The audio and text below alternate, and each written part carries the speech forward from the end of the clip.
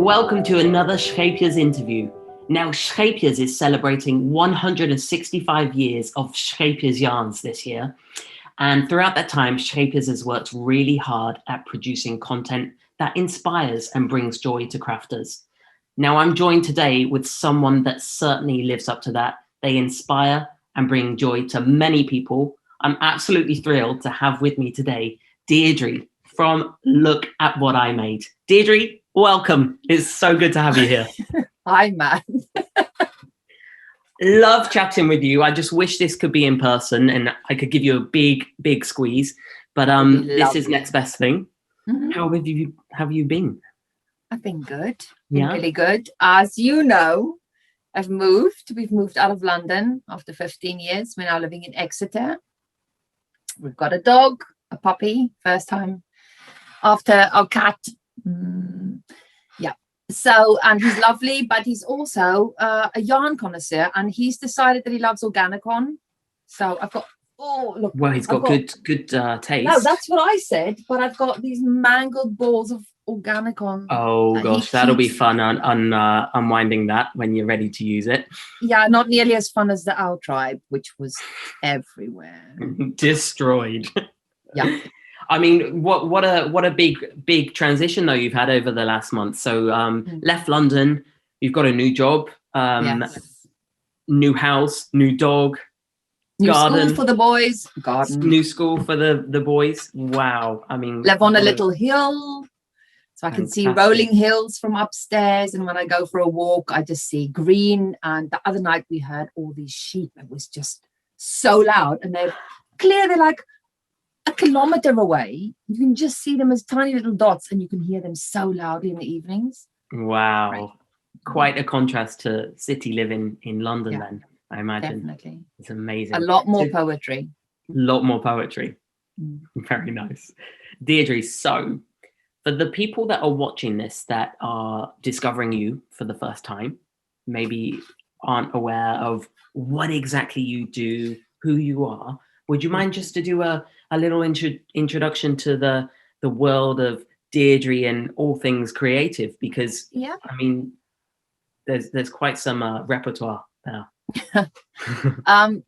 So my granny taught me to crochet when I was 7, granny square, as they do, and I made one and I thought, brilliant, I'm never going to do this again, because done it, you know.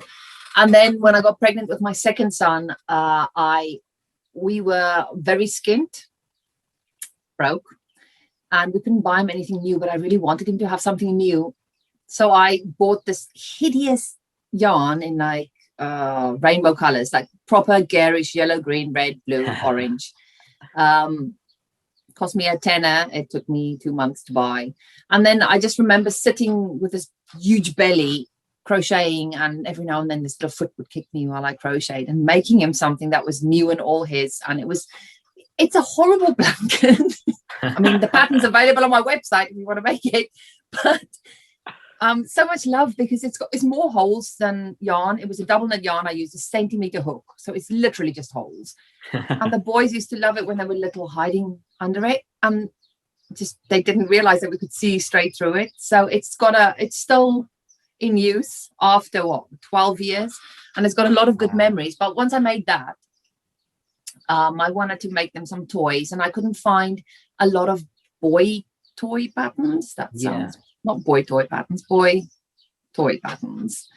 So I thought I would make some. So I designed a little car and a little tractor and a little digger loader, which is still one of my favorites. And then after that, a friend of my mum's sent me a sewing pattern for an Amish puzzle ball. And I was too lazy to get my machine down, because if you don't have a sewing room, the machine's in a box somewhere. Yeah. So I thought I could just crochet one. So I did, and it was quite popular. And then this random comment on Instagram, not Instagram, Ravelry, this lady said, made this for my grandson. He loves it and he loves dinosaurs. And the two just went, what? I thought I could turn it into a dinosaur. So I did. So this animal that takes apart and puts back together again. And it's just lovely. And that was how I got my first book. And by then I had more ideas than I had time. I was designing in my sleep. I was, waking up thinking I couldn't possibly, I can't die now. I have so many things to still do and make and design, and which was really great, but can also be intimidating. But anyway, and then I did the Block a Week Cow 2014, which was by other designers, but I did the photo tutorials. First blanket I ever crocheted. It taught me so much, so many techniques, so many things about where I have questions, where hints would be helpful. And one of those blocks was a lace petal square by Chris Simon. And it's such an unassuming little flower. It's just the first few rounds. It's just this red flower. But I made it while we were in South Africa, and it was my sister-in-law, my brother, my sister-in-law's wedding. And we were on the farm, and there were so many things going on around while I took the photos that I really wanted to grow that flower. It became much more for me. So I asked if I could, and I grew it into Sophie's, the mandala. And then I squared that, and then I universed that. So I made it ginormous. And then I became known as Sophie. Yeah, so can we just talk about Sophie and Sophie's Universe?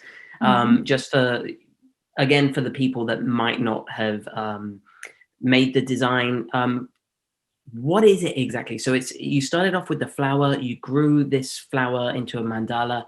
Yeah, because mandalas are they just want to be made. It's so rhythmic and meditative and lovely. But then you have this circle that you could mount. People are doing it all the time now, mount in a hoop on a wall as art by itself. But I'd say 5 years ago, people weren't thinking that way necessarily. So the minute I started growing it, I also knew that I would have to square it somehow so that people could use it in a blanket or whatever. Yeah.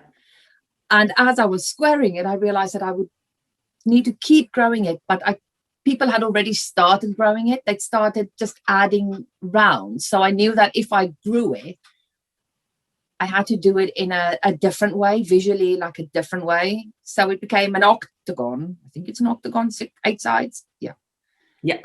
Which I squared again. And it was the perfect marriage of pattern, timing, exposure, mystery, because people didn't know how complex it was going to get. So that by the time they got started, they're already, like, when they saw how complex it was, they'd already done all the complex bits. So they were like, oh, well, I can do it. And then there's more new people came. They were like, well, I could do it. You can do it. So even beginners started, and it is a complex pattern, but it is written specifically for beginners. I've got look at this. Yeah. Tiny one behind me. A teeny tiny one. Yeah, it's in Metropolis. Look at that. Isn't it beautiful? So much detail.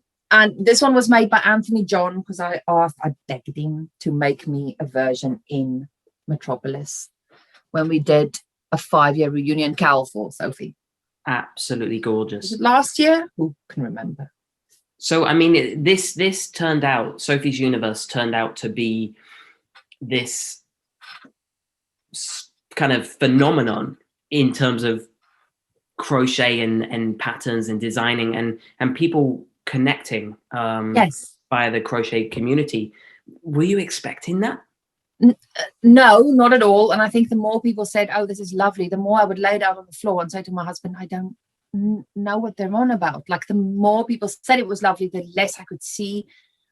I was just so excited to share it. Like, there was only joy and sharing behind it. There was no agenda. There was nothing else in that.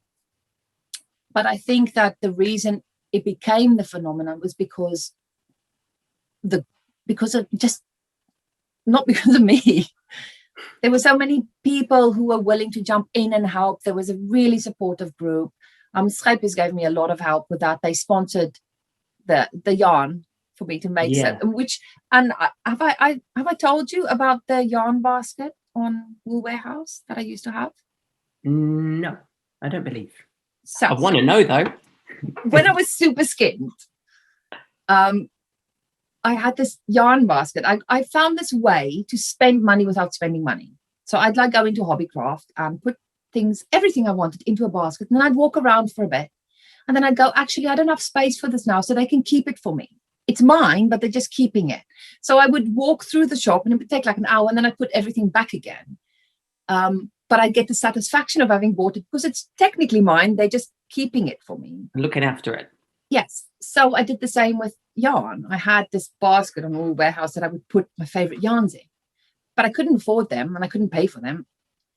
But they'd be there. They're just waiting for me. They're mine. They're in my basket. And on this particular day, I put Scheepjes yarn in my basket.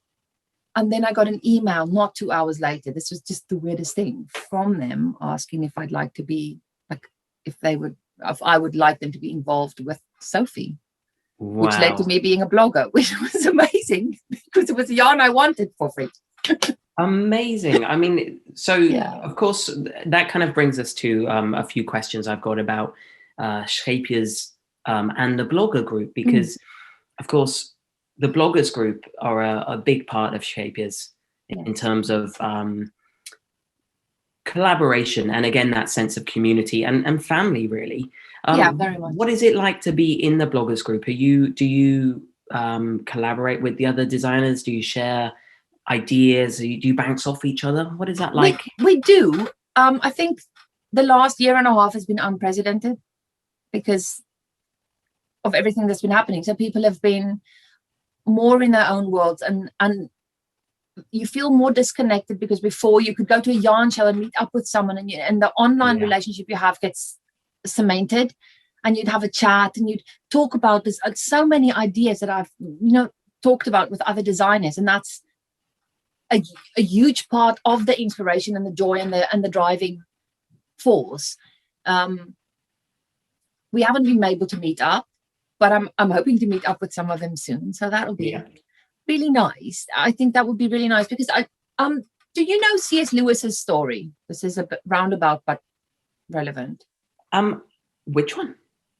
So him and the Inklings. Oh, and I don't know this, but no. So him, and he was friends with Tolkien, and his brother was in there, and they had this group called the Inklings, and they would meet once a week to severely critique each other's work.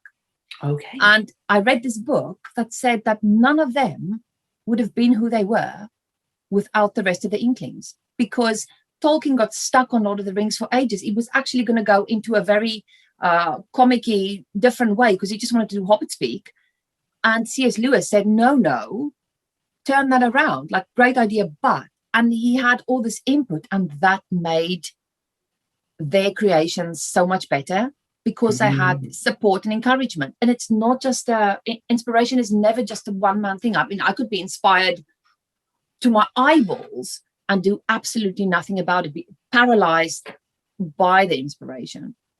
And it's the people and the other bloggers and the people that say, oh, when will this be ready? Have you done that yet? I really like that. Those little nudges that sometimes make you feel, but also they are the ones that make you move. Yeah, give you a bit of a steer in the right direction. I mean, it's lovely to hear that, and it's lovely to connect with what the bloggers group is for you. Did you know much about the other bloggers before you joined the group? I didn't. I knew about some of them. I tested a pattern for Susan from Felted Button. Yeah. Just, I mean, it seems so odd now. She was like this idol, and I was like, I've tasted. Oh, so brilliant. And then to get to meet her, that was lovely. Tatiana's work, just amazing. And then, but I think really everyone, you get to meet them, and it's bizarre because you fangirl over meeting these designers, and then they fangirl right back, and it's so weird. It's so weird that people you admire so much maybe admire what you've got to bring as well. Yeah. That's really special. I mean, just hearing that sense of it really sounds like you've made some great connections there, and friends, potentially, yarn family, right? Yeah, very much. And Kirsten's colors. Wish I had her eye for colors. And then you've got Rachel, who does these gorgeous geometric designs. Yeah. And I get so inspired by tessellations, by, kaleidoscopes, anything like that, repeating patterns, tiles like everyone else. But I always want to do that. I look at us and think, that's what I want to do. And then I end up adding flowers to it. It's just not my forte. I love geometric designs, but somehow my designs are always largely floral and pretty simple in geometry.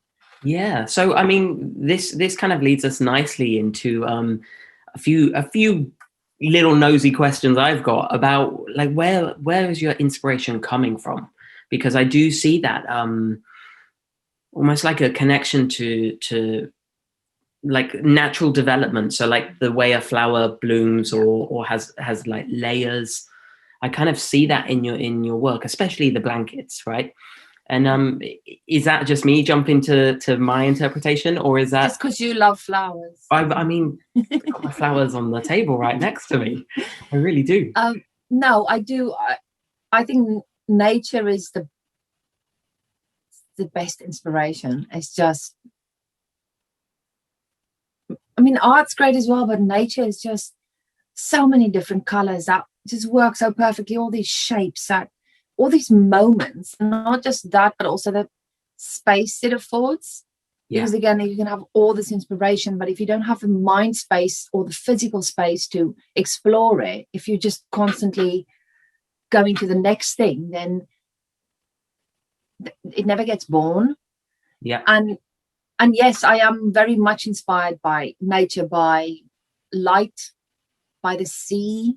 The seaside definitely is a big pull for me. It's like a heartbeat. It's the way Cape Town has a different heartbeat, and London has a different heartbeat, and Exeter has this calm, solid, just comforting heartbeat. And the sea has that as well. It's like an embrace. And flowers, definitely flowers. I have so many photos of flowers. Do you know what? We're actually what I'd love to do is actually share some of those photos right now with our viewers, because I know you've put together some kind of personal images here that are to do with your inspiration. So let's take a quick look at some of them and just see what you've got.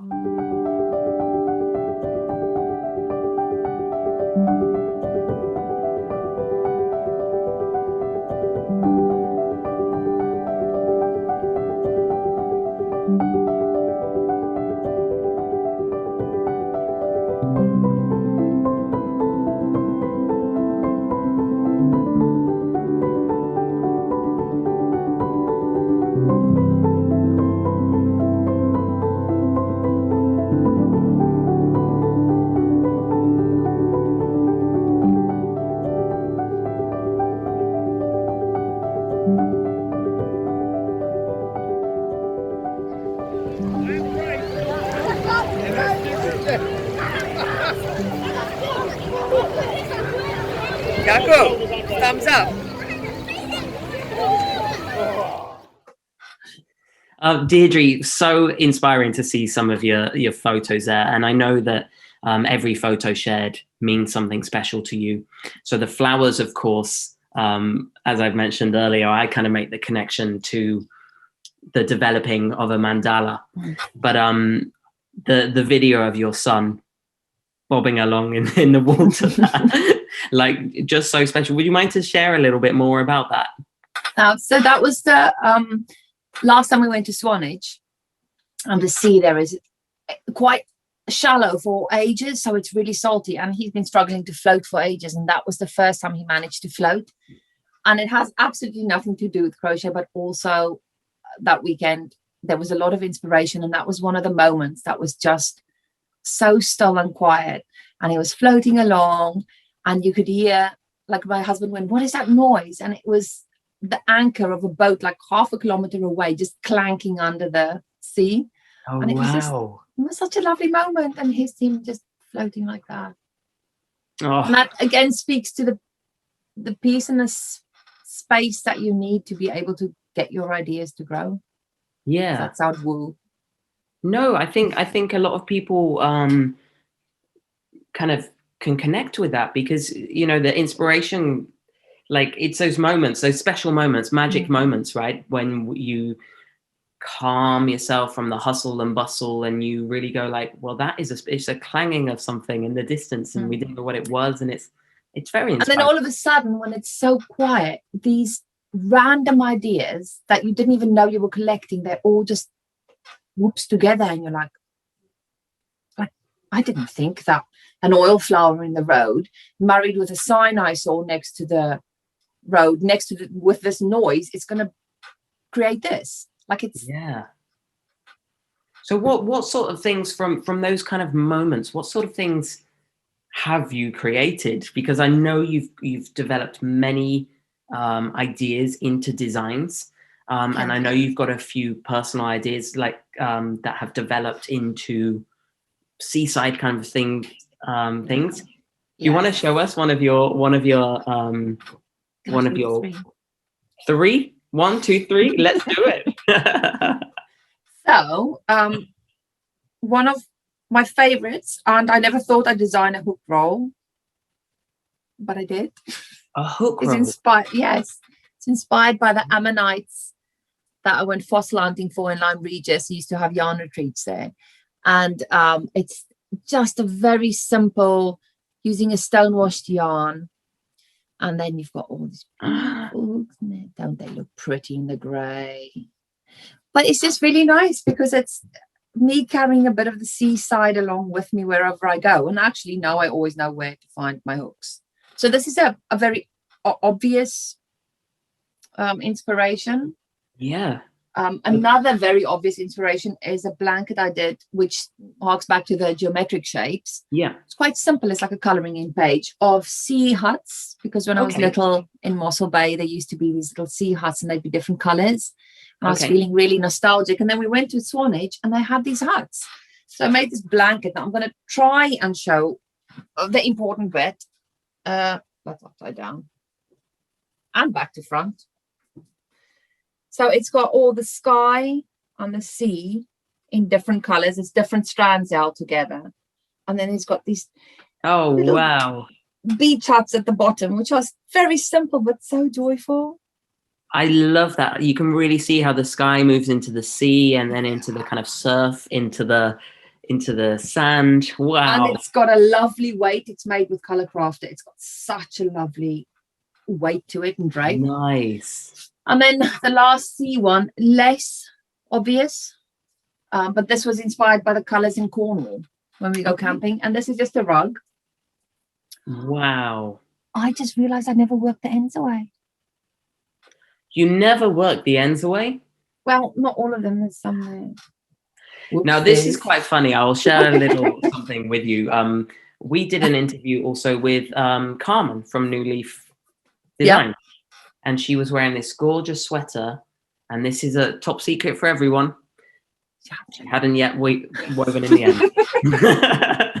We do that quite often, don't we, when we're designing? Get so excited to finish, but don't really want to do those finishing bits. Usually I do, but yeah.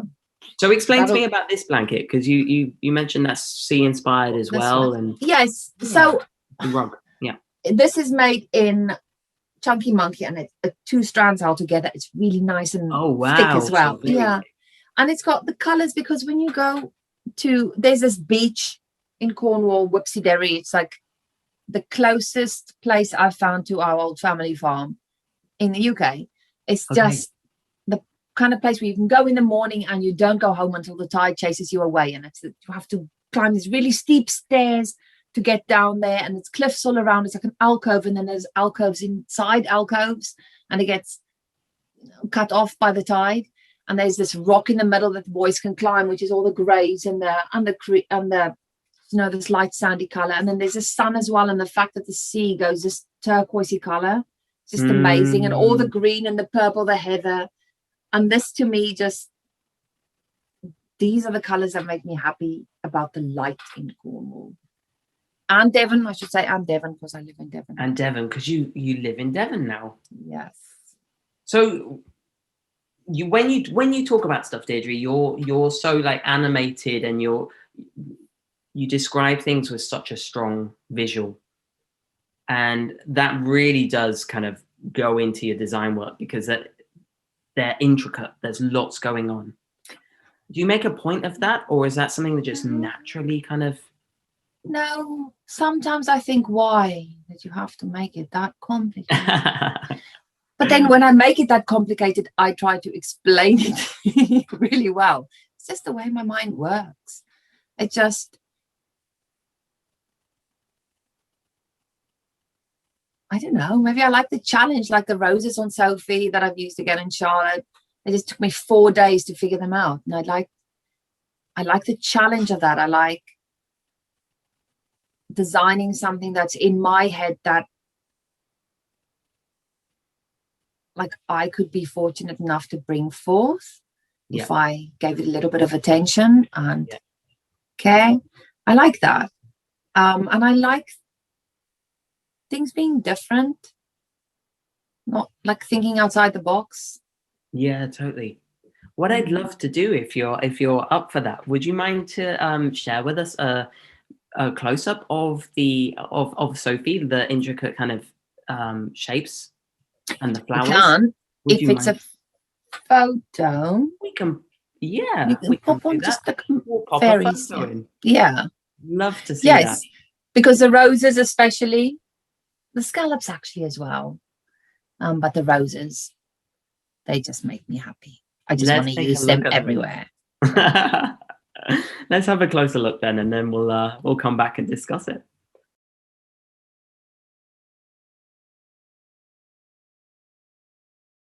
Seeing the blanket up close, Deirdre, you can really see the intricate details and marvel at them, and I just think it's fantastic work. So I can really see why it's been the success that it's been. Now, I know that Sophie is your kind of, can I call Sophie your baby? Yeah, she's my baby girl. But from what I know, there's a new kid on the block, to use your words. Yeah, Sophie's got a sister. Sophie's got a sister. Yes, and it only took 5 years. And it only took 5 years. Tell us about Sophie's sister. Because Charlotte started life as a square I designed for 67 blankets for Mandela Day in 2016. Okay. For workshops I did in South Africa. I actually think they predated the workshops. I did the square first.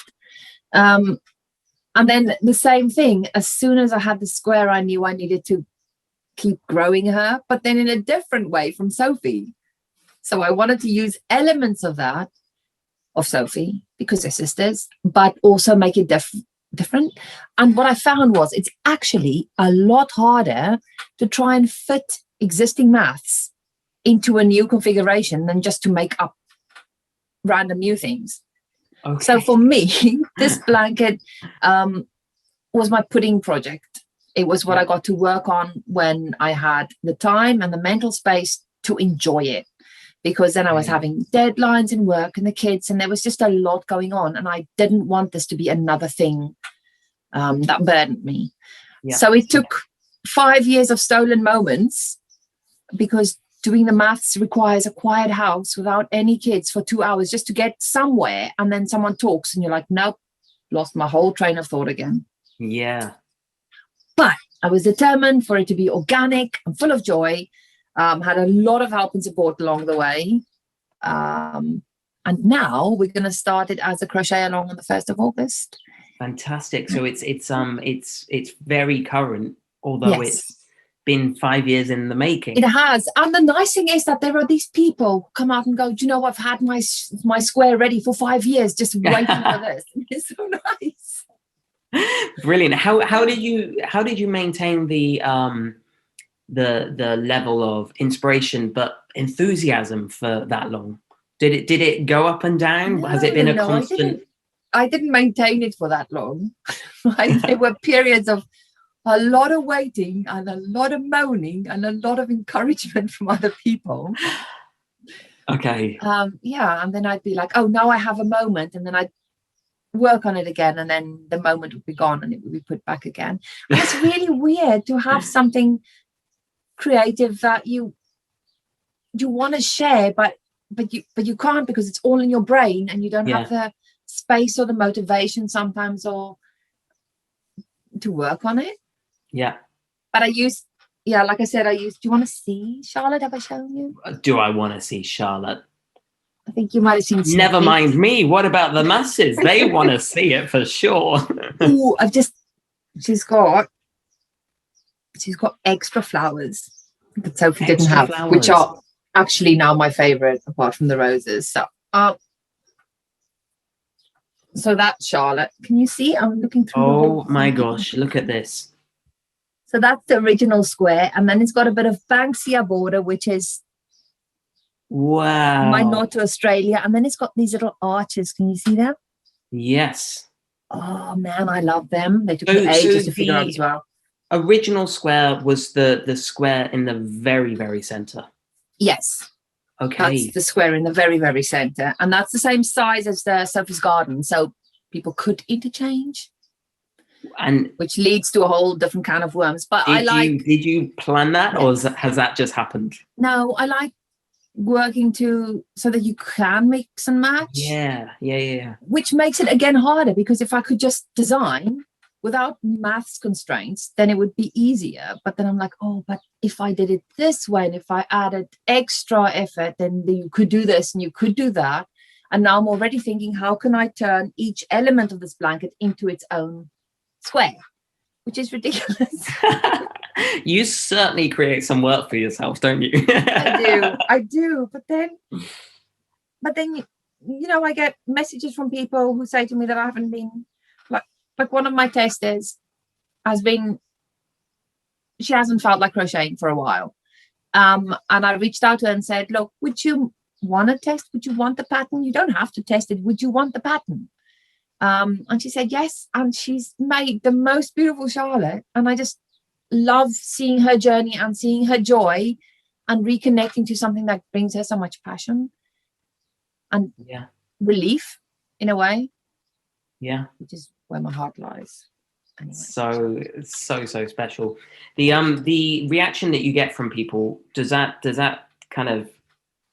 the reason you do this? Is it do you create for yourself, or do you feel you create more so for others? So my website's name is Look at What I Made, but it's not Look at What Dedri made, although look at what I made. It's that moment when you're a child and you run up to the grown-up and you go, look at what I made, and you're so excited in that moment to show, and you're so proud, and you're just filled with bubbles.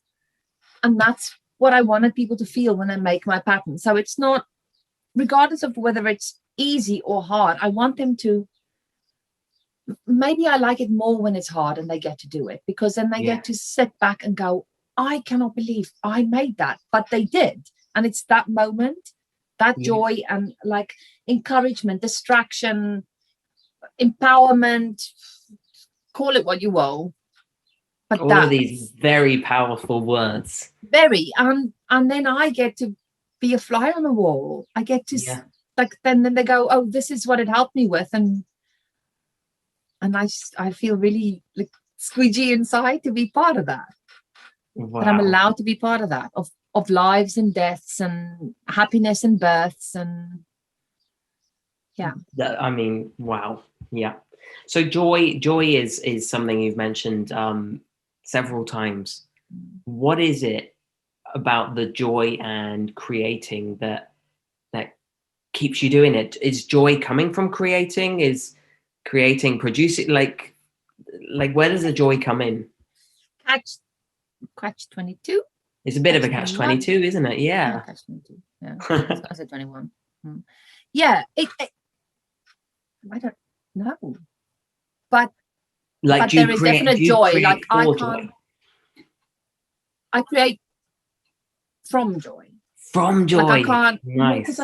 because like I said, Charlotte took that many years, because if I'm not in that moment and if I'm not allowed that space of just awe and joy, then, and I think intentions show. Yeah. And so if you are creating from that space, then that's what people feel when they make what you've given them. And if you're creating from a space of angst and confusion or deadlines or trying to make money or no, I mean that sounds, but you know what I mean? Like if your motivation, it speaks. Yeah. It's like when people say you can taste the love in some cooking. Yeah. Yes. And so when you said before, and when you said before about why I'm so animated when I talk about this, is because it doesn't matter what goes on in my life and how I feel. The minute someone gets me talking about crochet, which, I mean, this is not, I didn't sit down as a girl and go, do you know what I want to be great at? I want to be great at crochet. It's just, it happened. But now when I talk about it, I don't recognize myself. Yeah. I don't hear my voice. I don't hear my accent. I don't see my double chins. All I know is that there is joy when I talk about the thing that brings me joy. God, wow. I've said joy many times. Joy. C.S. Lewis's wife was called Joy, for the record. Say again, sorry? C.S. Lewis's wife. Well, there's a bit of trivia for you there when you're at the pub quiz. Yep. Joy, the wife of C.S. Lewis. Mm-hmm. Tell me about another name, right? So Joy, we spoke about joy. Joy, the feeling, joy, the value, joy, the person. Well, now, there is actually Joy, the person. Who's that? My friend Jenny's mum. Her name was Joy. Joy, the person. And so we made this blanket that was for dementia and Alzheimer's patients. Wow, that was with color change, Noorse before it was discontinued. And it's this beautiful color change blanket and had all these pom-poms around the edge, and it was called Joy's Journey because her mum's name was Joy. Oh, how special. Well, yeah, I do like sticking things to my projects, like emotions and people and names and feelings. So can I ask you about the names? Sophie, Charlotte, are they named after people? Are they characters? Are they?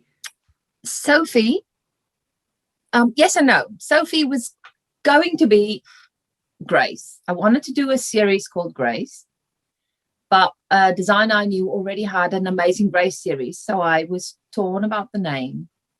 And then my friend Kimberly Sliffer at the time, she helped me with a block a week out. She said, oh, my new granddaughter is called Sophie, call her Sophie. And I was like, yeah, I'll think about it. And I was at work. I went to lunch to get a Coke, which I never get unless I'm pregnant. I never drink Coke unless I'm pregnant, and then I just drink a bit. So I went to the fridge to get a Coke, and that's, Coke does this thing every year where they put names on the Coke bottles. Yeah. So I reached in and took a bottle of Coke, and it said Sophie. I've got a photo of it, actually. Wow. It's so dumb. But anyway, and I was like, I messaged her back and said, yeah, right, it's Sophie. It's Sophie. And then later, and I keep forgetting this, but when I thought I might have a daughter one day, I said to my mum, I'd call her Anne Sophie. So Anne Sophie, whatever. It would have been Phi for short, like Phi, the one H of a lot cooler than pi, because it's like the number of the universe. And I keep forgetting that. But yes, Sophie is very much my baby girl, because that's what I would have named my daughter. And wow. So Charlotte. Who's Charlotte then? Really, really, really wanted to call it Anna Begins when I made the square, because Anna began, but she wasn't finished. Okay. And it's a Counting Crows song. And I messaged them, we are big fans. Like if I win £1 million, Christian and I will get Adam Duritz to come into our living room and do a show just for us. Love that. So I wanted to do Anna Begins, and I messaged them and said, please, can I use Anna Begins for my square? And of course I didn't hear back, because they're Counting Crows and I'm me. So I called it Charlotte, which is a booby prize, but also the more that square grew, and that square was inspired by the yarn, actually, not because I had this ball of yarn that I didn't think would work up well in crochet. Yeah. You know how some yarns work well in knitting? Like variegated, and some just don't in crochet. Yeah. And I saw it in the ball and it looked unassuming. I was like, oh, I don't know that this will work, but I have to design the square and I want to taste this yarn, so I'll do it at the same time. And I just loved it. Christian loves it the most. He's like, for 5 years, he's been, when's Charlotte going to be? It's the prettiest one. But because it was just a fluke, and it looked so vintagey, and it made me feel like I needed to wear a white frock, and there's some, one of those, like a parasol, parasol, and sit under a tree having a picnic. And it made me think of the Brontes and Charlotte, and I even have this book that I bought in a secondhand shop. Oh, and it's like the secret of Charlotte Bronte, and it smells, I think I've told you this, it smells like old bookshop. It's brilliant. So the whole thing, so the whole thing about Charlotte has become Brontes and romance and vintage and dreamy. I mean, Charlotte sounds like get carried away. What a character. It's like we can visualize what or who Charlotte would be with all of that great description there. So would it be fair to say you're inspired by people, or Yeah, very much. And if I'm not inspired by the people, I will find the people to marry to the project, because for me it is never just a project. I want to get as much meaning and juice out of my life as I can, so I'll just attach all sorts. I'll be like, oh yes, this reminds me of that sunset, and oh look, those colors, that goes in this box too, and that name goes in the box too. The fact that one of my testers for Charlotte has recently had a granddaughter whom they named Charlotte, that goes in the box. Yeah, sure. Yeah. And then there's one of the reasons I wanted to call it Anna Begins was because my granny, my auntie, she's auntie, but I mean, for English use, we'll call her Anna.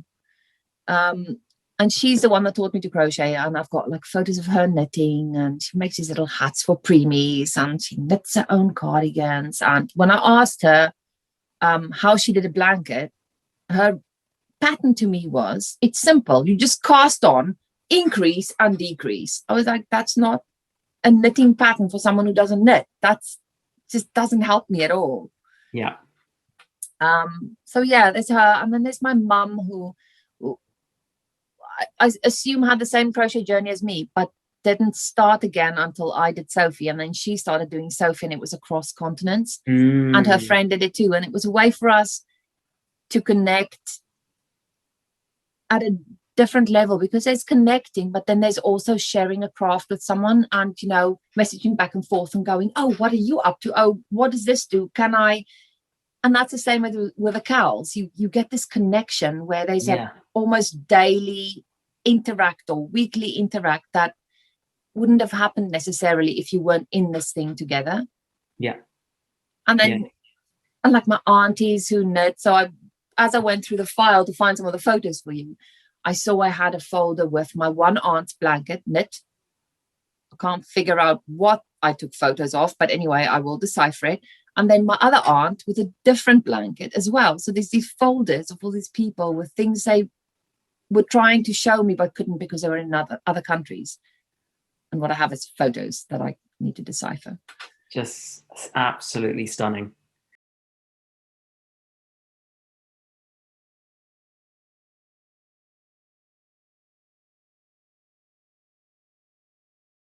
Deirdre, it was so nice to see some of those pictures of the important women in your family that have inspired you. Is it fair to say that it's only been women that have inspired you? No. Definitely not, Matt. No. So we have plenty of male crafters in our house too. My granny, the one that taught me to crochet, she was a home ec teacher. Okay. So she used to teach my dad to do sewing and all sorts. And if he didn't do it properly, if the doll's shirts weren't done properly, she'd undo it. She was quite a harsh taskmaster. And when I was very, very little, my mum and dad had a knitting machine. And there's this one photo of them, which I might ask my mum if I can have it. Anyway, they're both wearing knit jumpers, and from recollection, that was made by my dad on the knitting machine. So yeah, and then Christian, I've taught Christian to crochet, and he picked it up fairly quickly. Did he want to learn, or was this something like that you? There were enforced? rewards. No, not enforced. There were benefits to him learning how to crochet. But no, because, well, it was a challenge to begin with, and then he realized he could do it. And there was this one time when I had to make this pixelated table runner for a book on a deadline, and I just could not. And all he can do is basically double crochets. Although now he can do more, because he started a Sophie. And he's fine. Really? Like Wow. Yes, and he actually, if I try to help him, he's like, let me figure it out. But you've got the teacher. And he's like, but yeah, so at that time he could only do double crochets. So I would literally do all the bits, and then actually, this is one of the blankets he helped me with. So I did all the bits, and when it got to the double crochet round, I'd be like, do it. And he helped me. I mean, that's special in itself. That was him. All those doubles were him. Wow. Fantastic. And then we taught the boys as well, to varying degrees. No, you've got 3 boys, right? Yes, but there's only 2 of us, and one of us is sort of needs helping as well, between me and Christian. So it's a very unfair balance trying to train 3 boys while they crochet. But yeah, no, there's and there were many male artists in our family as well. Like my mother's father was a prolific artist, and he was ambidextrous. Wow. So he could do like one thing with one hand and one thing with the other hand. Oh, amazing. Yeah. So, and my brothers are all artistic. Christian's very artistic. The boys, so a lot of creativity. Very, very artistic. Yes. Wow. Lots of creativity going on. So not necessarily yarn, some yarn, but a lot of other mediums as well, which actually brings me on to the conversation we had off camera. You were talking about how you're so inspired by graffiti, which I know a lot of people find very inspiring, but equally a lot of people see as a nuisance, potentially. Not always seen as art. It depends on what it looks like, though. Yeah. Because I've, like, wherever I go, and in Exeter especially, there's this guy who does his birds. I don't know who he is. I need to investigate that. But he does these just birds on post boxes and those electrical boxes and walls, and everywhere you just see these little birds. I'll get you a photo or 2 or 5. And it's just, I love hunting them out. I think you can actually do a tour. And then in London as well, when you're walking around and there's this skate park by, what's the bridge? Do you know the bridge? Waterloo Bridge. And one of the bridges that goes over the Thames. There's this skate park, and it's got the most beautiful graffiti. And it's just, it always stops me in my tracks because it's unconventional art. It's not, I think I like unconventional art more than conventional art. I mean, I have great respect for someone who can do a real life portrait. I mean, I did one of Brad Pitt when I was young, and it was pretty good. But it's people who put their spin on it and create something that I'd never be able to do that, but it stops me in my tracks. Yeah. And there's some artists, I follow quite a lot of artists on Instagram. Interest is Pinterest and Instagram. On Instagram, that do quite unique styles, which I really love. I love it when one of the women I follow, Jen Lizzie, she does these quite raw and abstract, beautiful portraits of people. I actually, last year when I did the 12 months of joy project, I asked her to do one of the months, and she did a beautiful photo of me. Maybe we can insert that. Beautiful photo of me with like a bird in my hair, which I really like. I like her style. I like the rawness of it. I think that really appeals to me. And I think that maybe is what appeals to me about graffiti as well. But also because it can be a stick man, literally a stick man with a smile in yellow, and it's beautiful. It's not complex. It's so simple, but it's striking, and it stops you in your tracks. I find that very inspiring. Yeah. I mean, that kind of caps everything off quite nicely, that something that stops you in your tracks. And I know that your design work is certainly that for many, many people. I remember very clearly the first time I was actually in Holland in a yarn shop, visiting You never told me that. and I saw Sophie on a table in the yarn shop, and I had never seen it before. And I was like, whoa, what is this? So it was quite funny, really, that's the feeling you get with graffiti, and that I can share with you from my experience, that many people get that from your work. So I think it's a lovely place to end, and I guess almost say thanks for inspiring us, Deirdre, because you certainly do.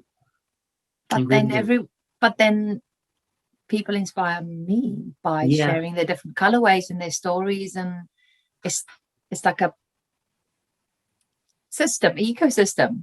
It's not one way, isn't it? Yeah, ecosystem of inspiration. Yeah. I mean, well, there's our end note. An ecosystem of inspiration. I mean, perfect. Deirdre, it has been such a joy to chat with you again this year. I know last year we spoke in person, but it's been an absolute joy to speak again. So thank you so much for your time. I know you've been really busy working and preparing Charlotte. So I hope Charlotte is the huge success that well, I know it's going to be. Or just fun. Just fun and joyful. Yeah. Really, thank you so much, Deirdre. Thank you very much, Matthew. Okay. So if you want to know more about Deirdre's work, please head over to the Scheepjes website, and you can find lots of information about Deirdre and the other bloggers. And also don't forget to check out the Scheepjes Instagram page, as well as our Facebook community. Until next time.